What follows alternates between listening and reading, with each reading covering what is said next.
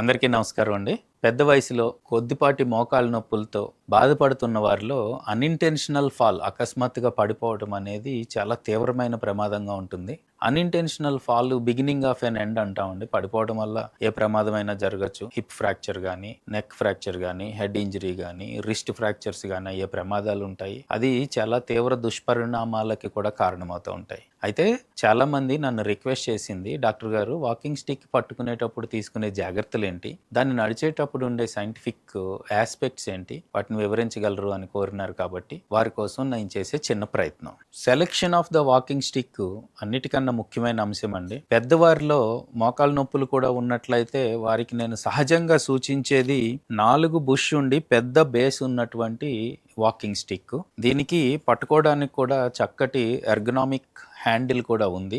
అయితే ఎంత హైట్లో ఇది ఉండాలి అనేది అన్నిటికన్నా ముఖ్యమైన అంశం. ఇది చాలా సింపుల్గా మనం గుర్తుపెట్టుకోవచ్చండి. జేబులో చెయ్యి పెట్టుకునే స్థితిలో ఉన్నప్పుడు మనం మణికట్టు దగ్గరికి ఇది పట్టుకోవడానికి ఉండే హ్యాండిల్ హైట్ ఉండడం అనేది correct height of the stick. ఉదాహరణకు ఎడమ మోకాల్లో నొప్పి ఉన్నట్లయితే దీన్ని ఎడమ చేతిలో పట్టుకున్నప్పుడు సాధారణంగా మన బరువు అంతా కుడికాలికి స్టిక్ కి మధ్యలో ఉన్న ఎఫెక్టెడ్ నీ లేదా నొప్పి ఉన్న నీ మీదకి ఎక్కువ బరువు పడే ప్రమాదం ఉంటుంది. కాబట్టి ఇది కరెక్ట్ పద్ధతి కాదు. ఖచ్చితంగా ఎక్కువ నొప్పి ఉన్న దానికి ఆపోజిట్ గా ఉండే చేతిలో మనము ఈ స్టిక్ ని ఇవ్వడం ద్వారా ఎక్కువ బలంగా ఉన్న కాలు మీద మన బరువు అంతా పడి దీని మీద బరువు తగ్గడం ద్వారా ఫర్దర్ పెయిన్ లేకుండా ఉండేదానికి ఆస్కారం ఎక్కువగా ఉంటుంది. ఇప్పుడు నుంచునే పద్ధతి. షోల్డర్ డిస్టెన్స్ లో 2 పాదాలని పెట్టుకొని, ఇప్పుడు మనకున్న కండిషన్ లో లెఫ్ట్ సైడ్ ఎఫెక్టెడ్ నీ, పెయిన్ఫుల్ నీ కాబట్టి రైట్ హ్యాండ్ లో స్టిక్ పెట్టుకోవడం,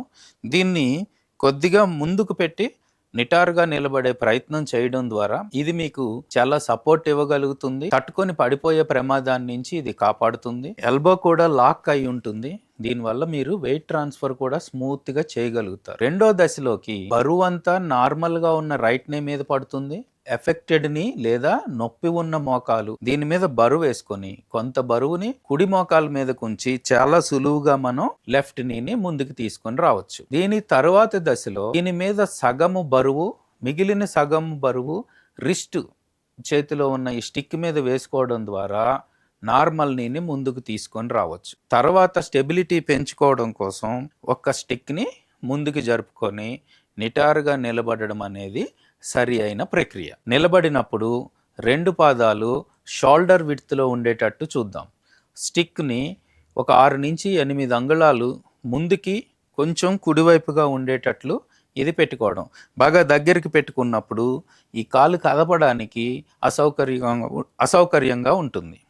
కొంచెం ముందుకు పెట్టుకోవడం ద్వారా మనకి కాలు కదిపే స్పేస్ ఓపెన్గా ఉంటుంది. అలాంటి దశలో బలంగా ఉన్న కుడికాలు మీద స్టిక్ మీద కొద్దిపాటి బరువు నుంచి నొప్పి ఉన్న కాలుని ముందుకు జరుపుదాం. ఆ తర్వాత నొప్పి ఉన్న కాలు మీద సగం బరువు, స్టిక్ మీద సగం బరువుతోటి చాలా సులువుగా నార్మల్గా ఉన్న లెగ్ని ముందుకు తీసుకొని రావచ్చు.